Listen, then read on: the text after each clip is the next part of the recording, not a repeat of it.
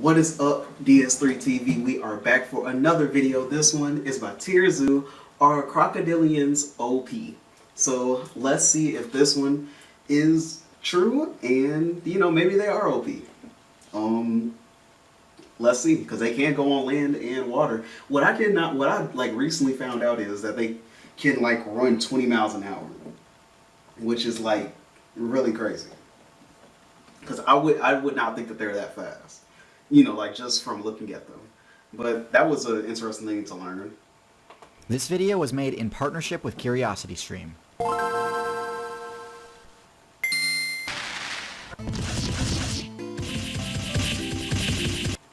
Also, subscribe to the channel. Want to get 1,000 subscribers by my birthday. We're 861 at the time making this video. Please subscribe to the channel. Also follow the Twitch channel and join the Discord server. That's all I want to say before this video started, and let's go.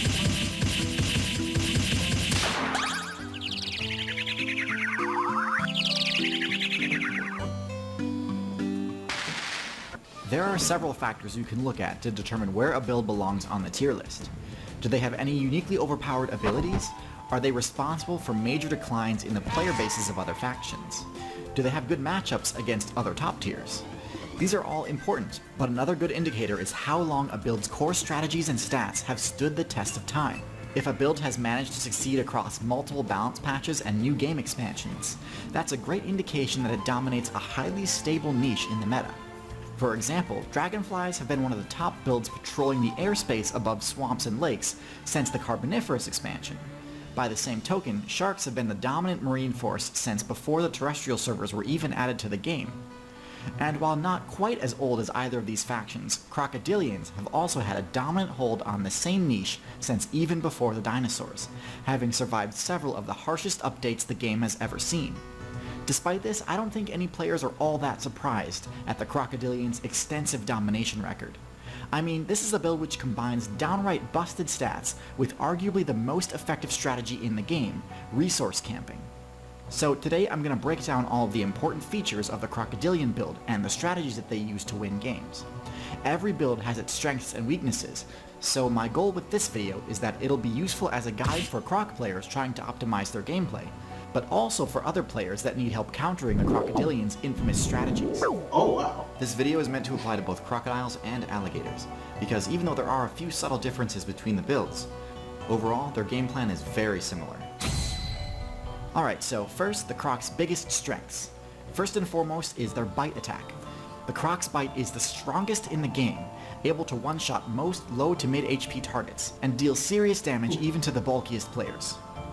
One important thing to note is that this bite deals crush-type damage, making it one of the few attacks in the game powerful enough to overwhelm most defenses. Even the high-level armor seen in builds like the Turtle and Armadillo aren't enough to stop it. But as powerful and damaging as the Croc's bite is, Crocodilian players actually aren't optimized for direct damage. In fact, most tank builds can recover from a single bite without much consequence. The Crocodilian's strategy revolves around being able to bring down large targets, usually ones that have a high enough base HP to survive several powerful attacks.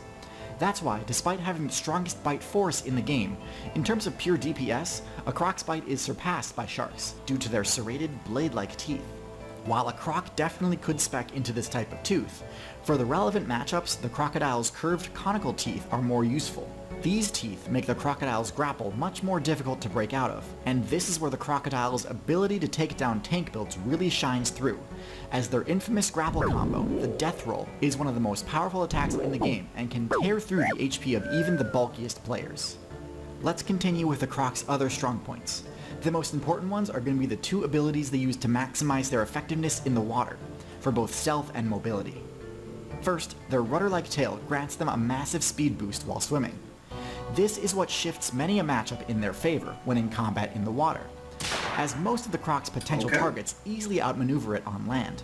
And second, their nostrils and eyes being situated on top of their heads grants them a unique ability to remain almost completely hidden underwater while still remaining vigilant of their above-water surroundings, and allows them to keep their stamina topped up by not forcing them to hold their breath. Alright, now let's get into the Croc's weaknesses, and then discuss optimal strategies and counterplay. The Croc's biggest weakness is its reliance on water. This isn't that big a weakness, as just about every player needs to visit a watering hole at some point. If your party migrates, you'll most likely need to cross a river at some point in order to find more food. But even if you play as a non-migratory build, you'll likely still need to top up your thirst meter every so often to avoid serious stat debuffs. Yeah, so you're always going to have your necessary food because everybody's going to need water at some point. Still, it is a potential vulnerability. If the water in your preferred server begins to dry up, an occurrence that has become more and more frequent in the Anthropocene meta, this can greatly increase the difficulty of your gameplay by removing your stealth and mobility bonuses. Crocodiles don't respawn in the water, and instead must build and protect their nests on shore. Objective defense is always a tough portion of any player's questline, but doing so in a vulnerable state is even more difficult. Another big weakness is the reliance on the death roll combo to score kills. Even though it's a guaranteed kill if the full combo finishes, executing the entire move requires uninterrupted focus on a single target for a significant period of time. As with most grappler builds, this leaves the user quite vulnerable to attacks from your target's party members. So how can Crocodile players best mitigate this weakness? And how can other players best exploit it? So for Crocodile players, the number one thing you need to prioritize during an attack is dragging your target into deeper water. This accomplishes three things. 1, it separates the target from their party. 2, it puts them into a position where their mobility is reduced because of the negative terrain modifier from water. And 3, it inflicts the drowning status effect, quickly draining the target's stamina and reducing the number of opportunities they have to counterattack. Of course, this isn't without risk. Dragging a target requires a lot of stamina, and if your stamina runs out while your target is still struggling to get free, they may escape or... That elephant just whipped him around like it was nothing. worse, counterattack. You can mitigate this by attacking alongside other Crocodilian mains, as they can help you drag away your target quicker and reduce their chances of escape even further. Of course, this means you'll be splitting the loot, but it's worth it for bigger kills. For you non-Croc mains watching, obviously the absolute best strategy is simply to be large and or strong enough to resist being pulled into the water. If you're the one doing the pulling, the Croc player isn't going to continue their attack for long. But if that's not an option, there are still a few tactics you can try to make your odds more favorable. The first is avoiding deep water. If you need to cross a river or find a spot to drink, you'll be safest if the Croc would need to drag you a great distance to get you somewhere you couldn't stand. Plus, it's a lot more difficult for a Croc to hide in shallow water, so you'll be less vulnerable to surprise attacks. If you're a player with the ability to fly or to climb, you might assume this advice doesn't apply to you, since you can stay out of reach of a Croc attack. However, one thing to keep in mind is that the Croc's rudder tail ability has the secondary effect of granting it a greatly increased attack range while in deep water, as it can launch itself a considerable distance to strike targets above the surface. This is a relatively slow and highly committal option though, so my advice to flying players is that if you need to approach the surface of the water, keep moving, as striking a moving target would require a pretty insane read on the part of the Croc player. It's not impossible though, so don't get greedy. Next, I recommend staying with a tight-knit party that's willing to fight alongside you. As mentioned before, the Croc's death roll combo is vulnerable to being interrupted. So if your teammate is being attacked, you may be able to save them even if your attacks don't do all that much damage. Of course, there may be other Crocs around, so you're taking a risk in doing so, but still, Crocs really can't do much other than flee to deep water if they're being attacked from multiple directions, so coordinated attacks are paramount. This advice also translates for any player trying to loot crocodile nests. This is by no means easy, but since the Croc's nest will be on land, the lack of their mobility bonus will make the Croc less capable of catching you. The best strategy is to continuously bait out attacks, luring the Croc out into the heat. Eventually this will daze the crocodile, allowing you to loot their nest uncontested. If you're a Croc, don't worry though, there are ways to better protect your nest. Making sure there is a patch of shade close to the nest is important to avoid being dazed from the heat exhaustion status effect. Another surprisingly powerful and underutilized strategy is to ally with bird players who also nest in the sand. They can protect your eggs from being looted by the more nimble players, while you can protect their buried eggs from being stomped on by the larger players. Now, one piece of advice I see tossed around is the idea to spec into abilities that would make a crocodile less reliant on water. Things like longer legs, replacing claws with hooves, and so on. These ideas have actually been tried in the past, and have never really caught on. I get a lot of tags on Twitter asking to mention how overpowered terrestrial crocodile builds were. However, I think history shows the opposite. The two main times terrestrial croc builds have surfaced have been during the most chaotic, underdeveloped metas.